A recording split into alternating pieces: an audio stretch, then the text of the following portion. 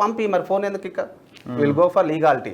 నీకు ఒకటి కాదు విజయ్ కుమార్ A4 సైజ్ పేపర్లు దండగా, అడ్వకేట్ ఫీజు దండగా, పేపర్లు దండగా. ఎవడు వినండి మాట. ఈ ఆనంద నిలయంలో కొనాలనుకునే వాళ్ళు ఆపండి. ఎవరైతే అడ్వాన్స్ ఇచ్చారో వెళ్ళి వెనక్కి తీసుకోండి. ఇది సిరీస్ భూములు ఇవి.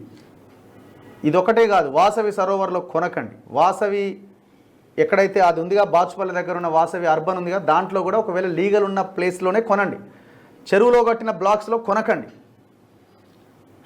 రేవంత్ రెడ్డి రెస్పాండ్ కావాలా. ఇప్పుడు ఈయన ఎవరైనా ఈ వాసవి ఎవరంటే కేటీఆర్కి బినామీ. మరి ఆ బినామీ కంపెనీతో మీకేం లాలొచ్చి? నీ ఇంటి చుట్టూ ఎందుకు తిరుగుతున్నాడు? ఎందుకు చర్యలు తీసుకుంటలేదు? జర్నలిస్టులకి ప్రజలకి నోటీసులు ఇచ్చుకుంటూ పోతా ఉన్నాడు. బెదిరి ఇంతమందిలాగా నడుస్తుంది అనుకుంటున్నాడేమో. ఆనాడు ఏదో చేయాలనుకున్నా కూడా గవర్నమెంట్ ఏమైపోయిందో చూసినాం. ఏం నడిచింది? ప్రొఫెసర్ హరగోపాల్ గారు నా ఇంటర్వ్యూలో చెప్తున్నారు,